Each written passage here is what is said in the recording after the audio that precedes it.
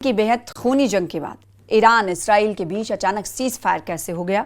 इस सवाल पर अब पश्चिमी मीडिया ने दावा किया है कि इसराइल सीज फायर के लिए इसलिए तैयार हुआ क्योंकि उसे अली खामनेई की हत्या करनी। ईरान के भीषण मिसाइल हमलों की वजह से इसराइल खामनेई को मार नहीं पा रहा था, लेकिन सीज फायर होने के बाद अब इसराइल ने पूरी ताकत से खामनेई को मारने का मिशन शुरू कर दिया है, ऐसा दावा किया जा रहा है। देखिए।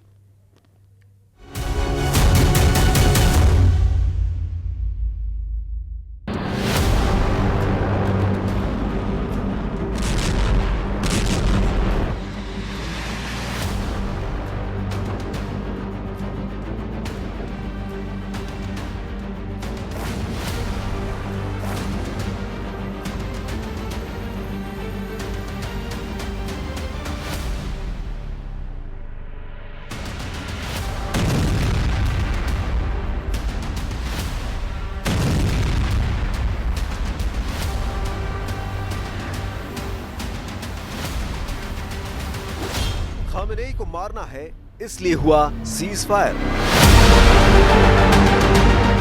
क्या 86 साल के सुप्रीम लीडर अली खामेनेई को जान से मारने के लिए अमेरिका ने इजराइल और ईरान के बीच सीज फायर कराया है? क्या अमेरिका और इजराइल मिलकर खामेनेई की हत्या करना चाहते हैं? ये वो रिपोर्ट्स हैं जो पश्चिमी मीडिया में सुर्खियां बनी हुई हैं। हम आपको दिखाने जा रहे हैं 12 दिन की खूनी जंग में इजराइल और अमेरिका ने मिलकर ईरान में जमकर तबाही मचाई है। लेकिन इतनी भीषण तबाही मचाने के बाद भी वो न तो ईरान के सुप्रीम लीडर खामेनेई को मार पाए और न ही ईरान के यूरेनियम को तबाह कर पाए। यहाँ तक अमेरिका और इजराइल ने ईरान पर भड़कते हुए चेतावनी दी है कि अगर 408 किलो संवर्धित यूरेनियम नहीं दिया तो दोनों मिलकर उस पर हमला कर देंगे। हम आपको दिखाने जा रहे हैं सीज फायर की इनसाइड स्टोरी और क्यों अमेरिका और इजराइल हर हाल में खामेनेई की हत्या करना चाहते हैं।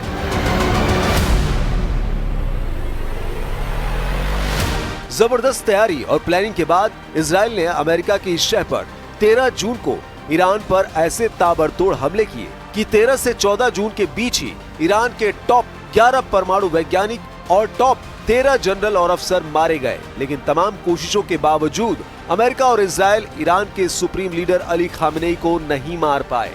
हमले से पहले ही खामेनेई के वफादारों ने उन्हें ऐसे खुफिया बंकर या गुप्त स्थानों पर छिपा दिया जिसका पता न तो इजराइल को लग पाया और न ही अमेरिका को। अब सवाल उठता है कि 86 साल के बुजुर्ग खामेनेई को इजराइल और अमेरिका हर हाल में क्यों मारना चाहते हैं? ईरान इजराइल युद्ध से जुड़े एक्सपर्ट्स का मानना है कि जब तक इजराइल और अमेरिका खामेनेई को मार नहीं पाएंगे तब तक ईरान को घुटनों पर ला नहीं पाएंगे।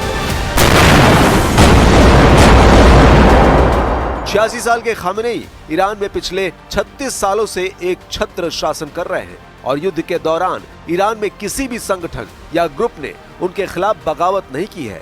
इजराइल और अमेरिका को सबसे बड़ा डर यह है कि अगर खामेनेई को नहीं मारा तो खामेनेई अपने बचे हुए परमाणु वैज्ञानिकों को एटम बम बनाने का आदेश दे सकते हैं। खुद राष्ट्रपति की प्रेस सचिव कैरोलिन लेविट ने इसी हफ्ते मीडिया के सामने कहा था कि अगर खामेनेई ने आदेश दे दिया तो ईरान 2 से 3 हफ्ते में परमाणु हथियार बना लेगा। इसलिए एक्सपर्ट्स दावा कर रहे हैं कि 12 दिन की जंग के बाद इसीलिए सीज फायर किया गया है ताकि खामेनेई पर फोकस कर उन्हें मारा जा सके। खुद इजराइल के रक्षा मंत्री इजराइल काट्ज ने माना है कि इजराइल खामेनेई को अभी तक मारने में नाकाम रहा है। जरा देखिए काट्ज ने क्या कहा है। इजराइल के रक्षा मंत्री इजराइल काट्ज ने कहा कि इजराइल ईरान के सुप्रीम लीडर अयतुल्ला अली खामेनेई को खत्म करना चाहता था। काट्ज ने चैनल 13 के साथ एक इंटरव्यू में कहा, अगर खामेनेई हमारी पहुंच में होते तो हम उन्हें मार गिराते। काट्ज ने भी कहा इजराइल खामेनेई को खत्म करना चाहता था लेकिन ऐसा करने का कोई मौका नहीं था। काट्ज से जब पूछा गया कि क्या इजराइल ने अमेरिका से इसकी इजाजत मांगी थी, उन्होंने जवाब दिया, हमें इन चीजों के लिए किसी की इजाजत की जरूरत नहीं है। खामेनेई को बचा रहा रूस, एटमी ठिकाने पर सुप्रीम लीडर। इजराइल ने ऑपरेशन राइजिंग लायन के जरिए ईरान को भीषण नुकसान पहुंचाया, इसमें कोई शक नहीं है। लेकिन ये भी सच है कि खामेनेई और 408 किलो यूरेनियम का कुछ पता नहीं चल रहा है, जो इजराइल का मेन टारगेट था। दावा किया जा रहा है कि इजराइल और अमेरिका को लग रहा था कि 13 और 14 जून को हुए भीषण हमलों के बाद ईरानी सेना घुटनों पर आ जाएगी और वो आराम से बाकी जनरलों और परमाणु वैज्ञानिकों की तरह अली खामनेई को भी मार देंगे। लेकिन ईरानी सेना ने मिसाइलों से इजराइल पर ऐसा पलटवार किया कि 17 जून के बाद से इजराइल में ईरानी मिसाइलों ने तबाही मचा दी।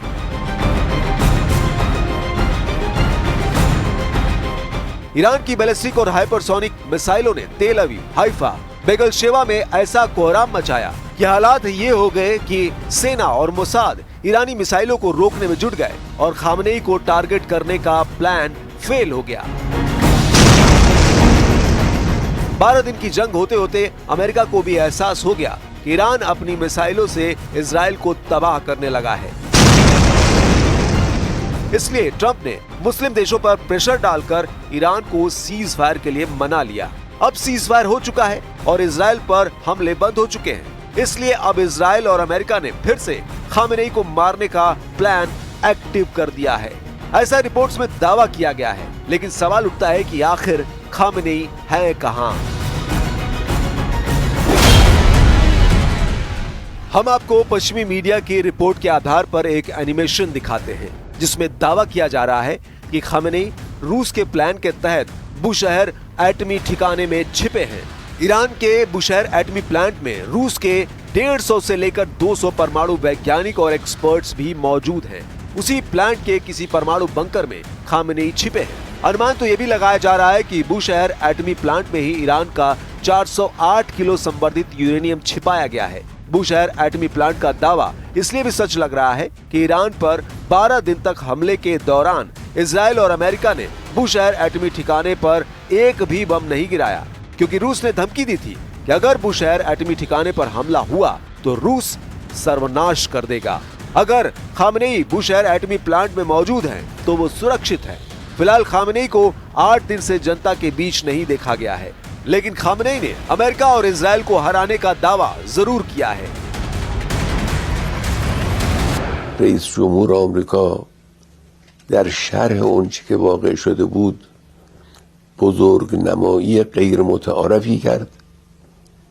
معلوم شد که به این بزرگ نمایی احتیاج داره در صورتی که تعرضی صورت بگیره. هزینه دشمن، هزینه متعرض قطعاً بالایی خواهد بود.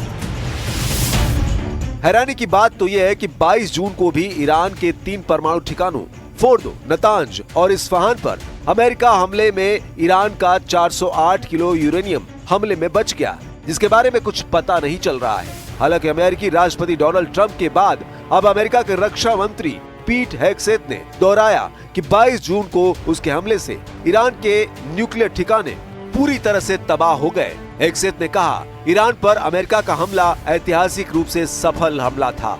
हेगसेथ ने उस खुफिया रिपोर्ट की जानकारी देने के लिए पत्रकारों को फटकार लगाई, जिसमें कहा गया था कि ईरान के न्यूक्लियर प्रोग्राम को हमलों से मामूली नुकसान पहुंचा है। लेकिन न तो अमेरिका और न ही इजराइल बता पा रहे हैं कि ईरान में मौजूद 480 किलो यूरेनियम और खामेनेई आखिर कहां है। ईरानी मीडिया के दावों के मुताबिक 408 किलो यूरेनियम ईरान में ही छिपा कर रखा गया है, जबकि खामेनेई अपने सबसे वफादार लोगों के साथ गुप्त स्थान पर छिपे हैं। खुफिया सूत्रों के अनुसार उन्हें एक गुप्त भूमिगत ठिकाने में शिफ्ट किया गया है और वो किसी भी इलेक्ट्रॉनिक संचार से बच रहे हैं ताकि संभावित हत्या की कोशिश से बचा जा सके। न्यूयॉर्क टाइम्स की रिपोर्ट के अनुसार इजरायली प्रधानमंत्री बेंजामिन नेतन्याहू ने इस आशंका को नकारा नहीं है कि खामेनेई को हम नहीं मारेंगे। इजराइल जोर शोर से खामेनेई को मारने के लिए उन्हें तलाश रहा है। रिपोर्ट्स के मुताबिक ईरान के शीर्ष सरकारी अधिकारी भी खामेनेई के साथ सीधे संपर्क से कटे हुए हैं। ईरान की सरकारी टीवी पर जब एक एंकर ने खामेनेई के ऑफिस के सीनियर अधिकारी मेहदी फजाइली से खामेनेई के हालचाल के बारे में पूछा कि लोग सुप्रीम लीडर के बारे में बहुत चिंतित हैं, क्या आप हमें बता सकते हैं कि वो कैसे हैं? लेकिन फजाइली ने सवाल को टालते हुए कहा कि हम सभी को प्रार्थना करनी चाहिए। सुप्रीम लीडर की सुरक्षा का काम करने वाले लोग अपना काम कर रहे हैं। खुफिया सूत्रों का कहना है कि खामेनेई अपने परिवार समेत सुरक्षा घेरे में है, जिन्हें रिवोल्यूशनरी गार्ड्स की वली ए अम्र स्पेशल यूनिट द्वारा सेफ्टी दी जा रही है।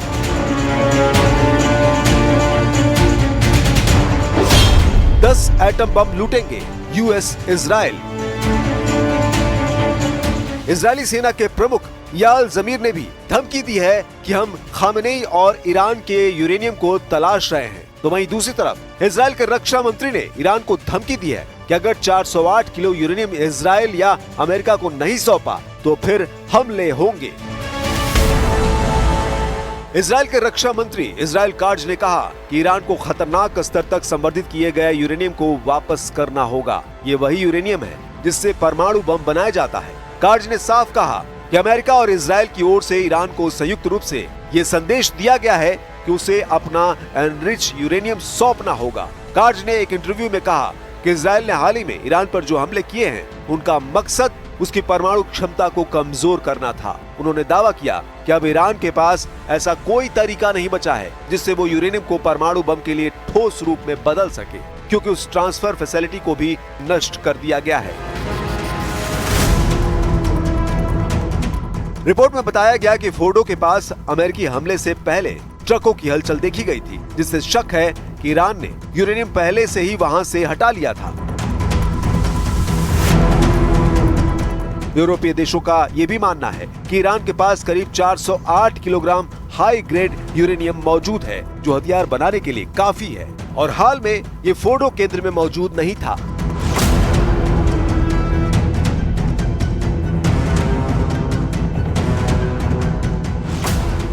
ऐसे में सवाल उठ रहा है कि अगर ईरान के एटमी ठिकाने तबाह हो गए हैं तो फिर अमेरिकी मीडिया और पेंटागन की रिपोर्ट पर सवाल क्यों खड़े हो रहे हैं। जरा देखिए, पेंटागन की DIA जहां ईरान पर अमेरिकी हमले को एक तरह से नाकाम बता रही है, तो वहीं दूसरी तरफ अमेरिका की CIA अमेरिकी हमले को सफल बता रही है।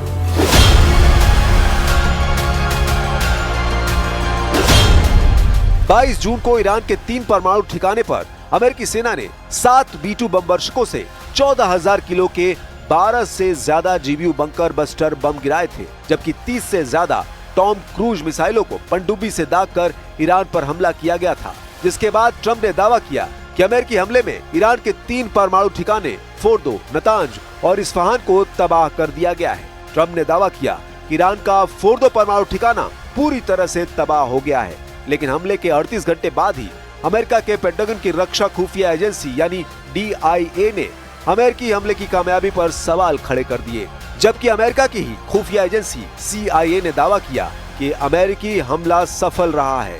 अमेरिका की खुफिया एजेंसी CIA का कहना है कि हालिया हमलों से ईरान के परमाणु कार्यक्रम को काफी नुकसान पहुंचा है। CIA और ट्रंप प्रशासन के अधिकारियों के मुताबिक इन हमलों से ईरान की कई अहम न्यूक्लियर फैसिलिटी तबाह हो गई है और उन्हें दोबारा बनाने में कई साल लग सकते हैं। CIA के निदेशक जॉन रैटक्लिफ ने कहा कि नई जानकारी से पता चलता है कि ईरान की मुख्य परमाणु साइटों को भारी नुकसान हुआ है। वहीं पेंटागन की रक्षा खुफिया एजेंसी यानी DIA की शुरुआती रिपोर्ट कहती है कि अमेरिका ने ईरान के परमाणु कार्यक्रम को कुछ महीनों के लिए पीछे धकेल दिया है। उसकी परमाणु साइट को भारी नुकसान नहीं हुआ है। खुफिया रिपोर्ट से जुड़े सूत्रों के मुताबिक ईरान के ज्यादातर सेंट्रीफ्यूज सुरक्षित हैं और हमला केवल ऊपर की इमारतों तक सीमित रहा है। 2 परमाणु ठिकानों के मुख्य दरवाजे बंद कर दिए गए और कुछ ढांचे नष्ट या क्षतिग्रस्त हुए, लेकिन अधिकतर भूमिगत परमाणु कार्यक्रम सुरक्षित रहे। सूत्रों ने अमेरिकी मीडिया को बताया कि हमले से ईरान का परमाणु कार्यक्रम कुछ महीनों के लिए ही पीछे चला गया है